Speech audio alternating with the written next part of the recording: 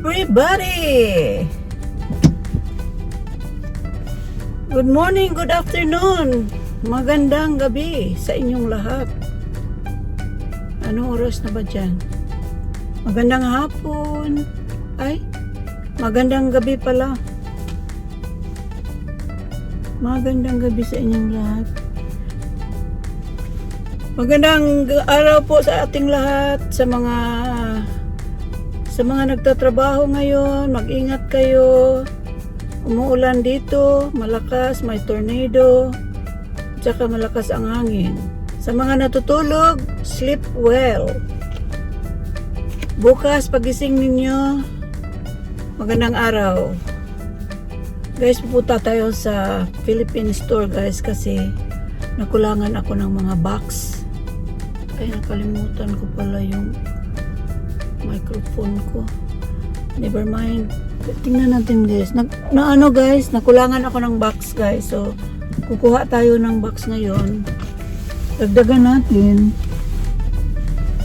Huminto na ng kaunti yung ulan. So, kanina malakas yung ulan kanina guys. Huminto na ngayon. So, pupunta na tayo.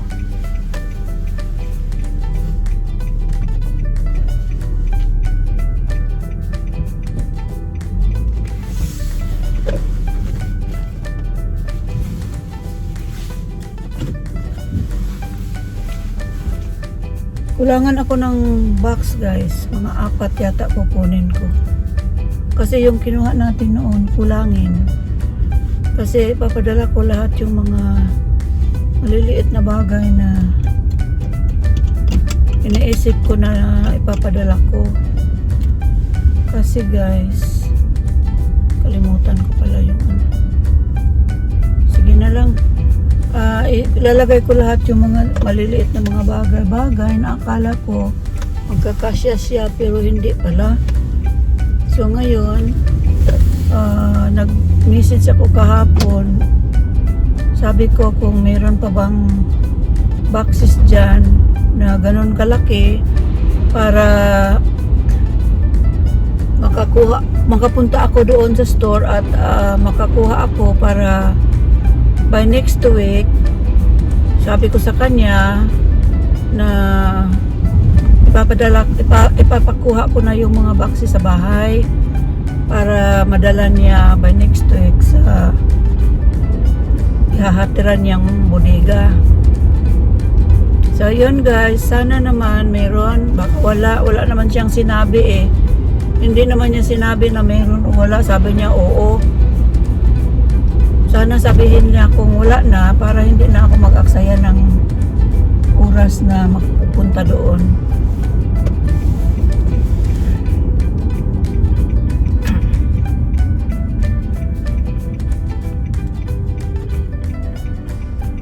So, kanina guys, malakas ang ulan. Akala ko hindi ako makapunta sa araw na ito kasi maaga naisipan ko kagabi sana, sabi ko umaga ako aalis para pagbalik ko dadaan ako sa store, makabili ako ng pagkain kasi last week hindi ako nakalabas kasi nga busy ako sa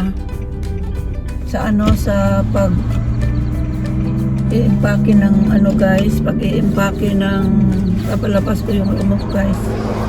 May pumasok yata na dito sa ko para makadaan ako kaagad. Bigla na lang umulan, tsaka maya huminto, umulan na naman uli. Sabi ko baka hindi na ako makaalis. Sabi ko mamayang hapon na lang para diretso na ako. Ayun huminto naman ng kaunti, mamaya ng kaunti uulan na naman, kaya inaano ko na ngayon yung panahon na huminto siya para makuha ko yung box para madaanan nila sa next week sa bahay yung matapos kong mga boxes na nilagyan na ng mga laman. So pupunta tayo ngayon. Sana naman meron pa silang box kasi sa mga araw na ito ngayon, Huwebes, wala nang box matitira kasi marami kasing nangangailangan ng mga box na balikbayan box. Marami kasing magpapadala na iba-ibang tao, iba-ibang lugar sa atin. Kaya ganitong araw wala na. Sana naman meron pa para naman matapos na yung ano ko para makapaglinis uli sa bahay kasi hindi ko malinisan yung bahay sa loob ng maayos kung nandyan pa yung mga boxes na hindi pa natapos kasi nilatag ko na lahat guys. Nilatag ko na lahat yung mga ano guys.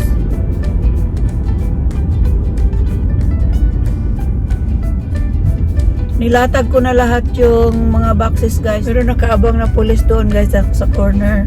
Kasi malakas malakas yung takbo ng sasakyan ko. Pero pagdating sa speed limit, nag-slow down naman ako. Meron lang pulis nakaabang doon sa sulok-sulok ng daan. Siguro nag-aabang siya guys ng hindi sumusunod sa speed limit. Kasi pag malampasan mo siya, kasi may mga gauge sila guys eh. Pag malampasan mo sila na ikaw naka-overspeeding ka, ay nako. Mag-ano yan, tatakbo ka agad yan at anuhin yung ano mo. Harangan yung sasakyan mo kung hindi mag-ano yan. Mag-ano yung horn nila parang wala nang katapusan. Sana naman merong box guys para para matapos na. Kasi nung inumpasahan ko guys, pinasama ko kayo. Pero nung kasi minsan kasi may araw, may gabi na meron akong kaunting oras bago ako matulog,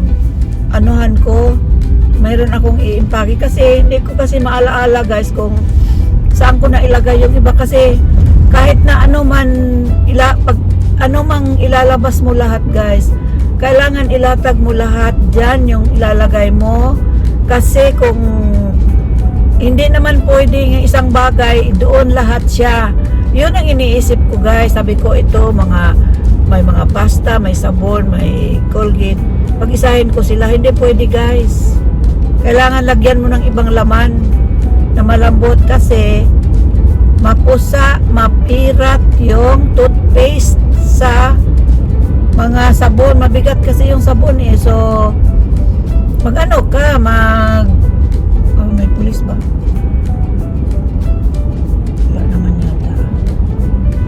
So, lagyan mo ng laman. So, kuha ka ng malambot. Tapos, lagyan mo naman ng matigas. Hindi ka makapaglagay ng yung mababasag na mga bagay na ilalagay mo. So, kailangan ang dami mong mga chichiburiching gagawin para lahat malagyan. Meron na nga ako na ilagay. Sabi ko, wala naman akong naisip kung ano ipapasok ko dito. So, nahuminto ako. Pag hinto ko, guys, tingin-tingin ako sa paligid-ligid ng kwarto ko. Tingnan ko, sabi ko, ito na ipapasok ko siguro ito kasi kasya ito. Maliliit na mga bagay ba para wala siyang puwang sa mga pinapasok mo sa box. Kasi pag mayroon siyang puwang doon, may mga empty spaces siya doon, magtutunog yan guys, saka gumagalaw yan sa loob kasi yung pagbuhat-buhat nila, paglipat-lipat ng sasakyan. Tapos kung mayroong mababasag doon, mababasag talaga. Kung mayroong mapipirat, mapupusa dyan, papusa yun na guys, di yun na malikayan. Tatas ko guys saan red lights. So Gusto ko na matapos guys para makapag ano naman ako, makapaglinis ng maayos. Kasi pag hindi ka sa isang linggo, kapag hindi ka makapaglinis, meron ka na makakitang mga maliliit na mga mga insect yata na galing sa labas. Mga dumi-dumi ba? Mga dumi-dumi nga galing sa labas ba guys? So ito ako. Kasi tuloy-tuloy ako tapos liliko. Ano ba? Ay, sana nagdiretso ako. Tapos doon ako nag-ano sa... pareha lang yun guys. Di bali. Meron kasi isang daan doon guys na malayo-layo pa yung aabutan mo. Tapos doon ka na liliko ka doon ka na yung doon mo i-connect yung daan mo sa pupuntahan mo, sa daan mo dito. Dito naman meron dito ka lang magdaan, liko-liko ka lang, dire-diretso na siya. Pero hindi ko alam kung alin yung sa tingin ko mas mabagal dito, mas malayo pala, hindi mabagal. Mas malayo dito kaysa doon, pero maraming doon guys, sasakyan. Maraming sasakyan doon. Dito marami din, pero parang sanay-sanay ako dito sa lugar na ito, na kahit na hindi mo isipin, alam mo na dito ka magdaan. Doon talagang tutukan mo yung daan kung ito na ba yung daan na mag-connect sa daanan mo na tuloy-tuloy na papunta sa Philippine Store. Mabuti na lang guys, suminto yung ulan tsaka yung lightning tsaka yung yung tornado at saka yung malakas na hangin guys. Akala ko hindi ako makalabas kasi nag-warning kagahapon guys. Nag-warning na kagahapon 2 beses. Warning alert sa ko, emergency alert pala.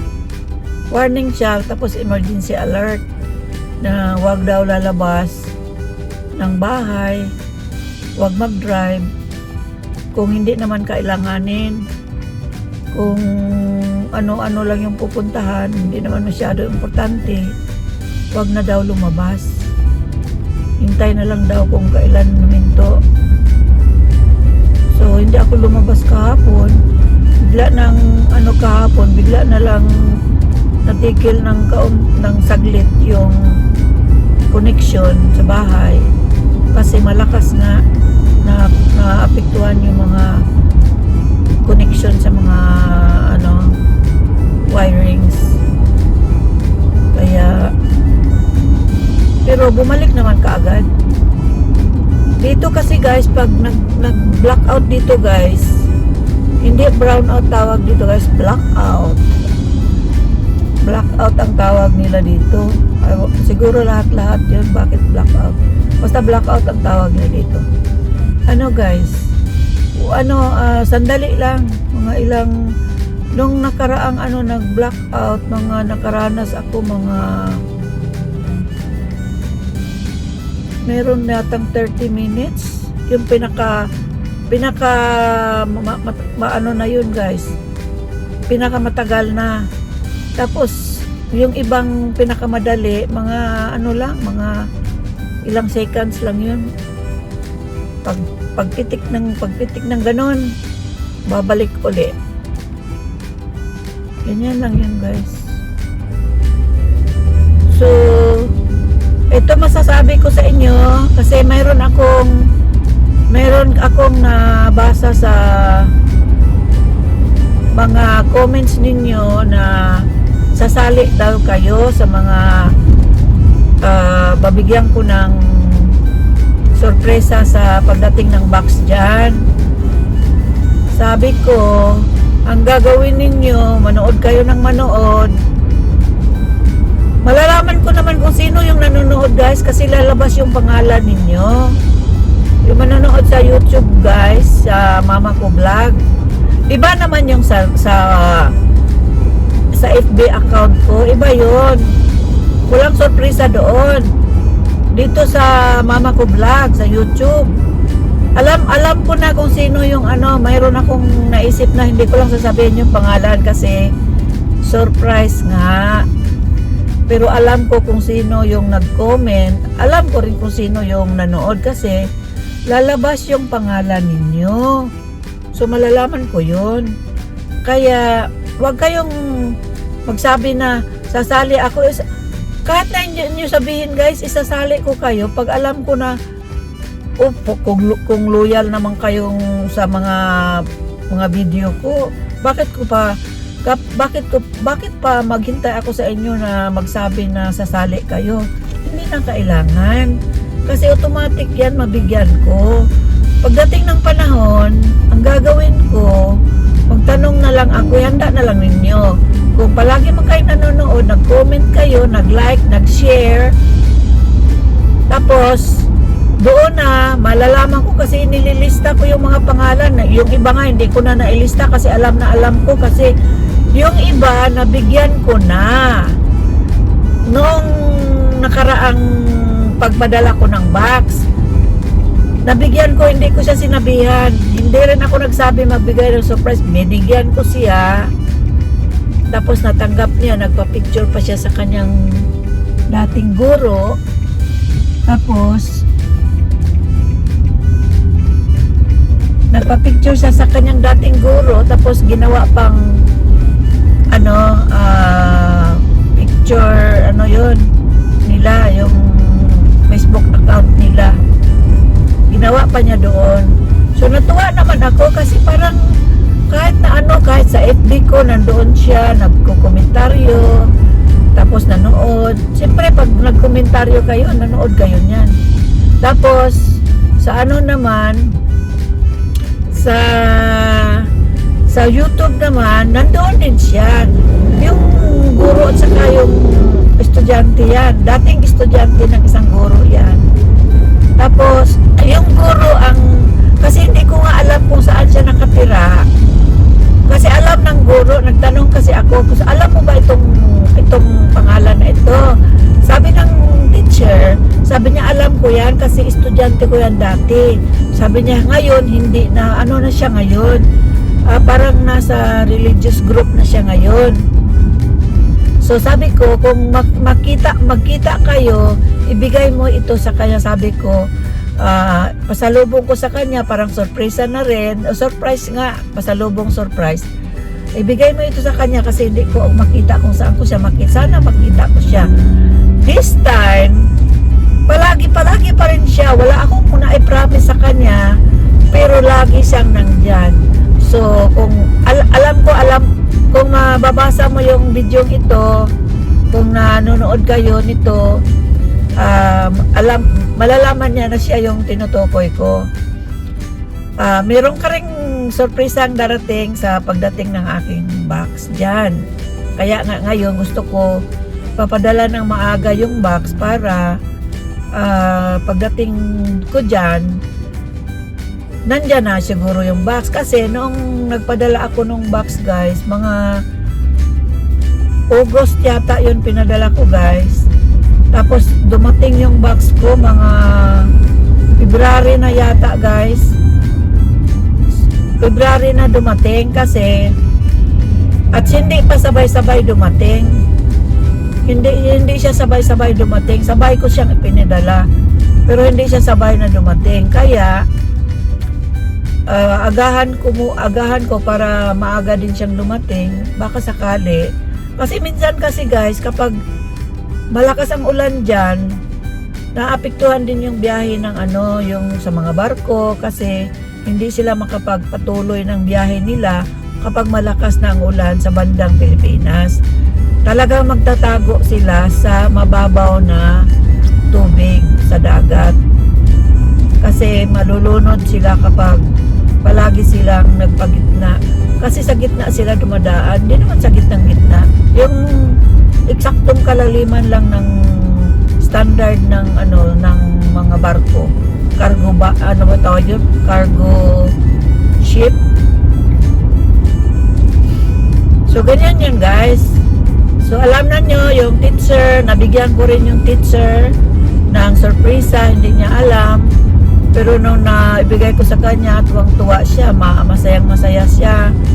Yung estudyante niya, ang nalaman ko lang na nandoon na sa kanya kasi nagpicture siya sa natanggap niya at saka yung guro, yung dating guro niya at saka yung picture nilang dalawa, yun ang ginawa nilang picture profile.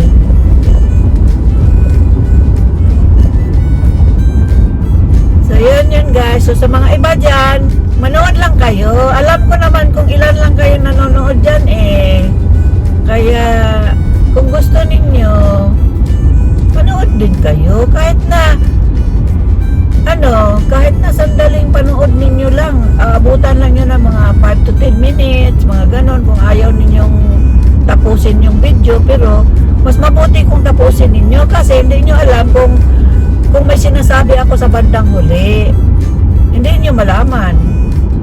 So yun yung disadvantage ng hindi manonood.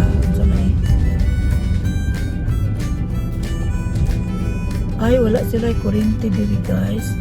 Sa ito pa pulihan na, di ay ni. Magkat kita na po. Saan mo niya?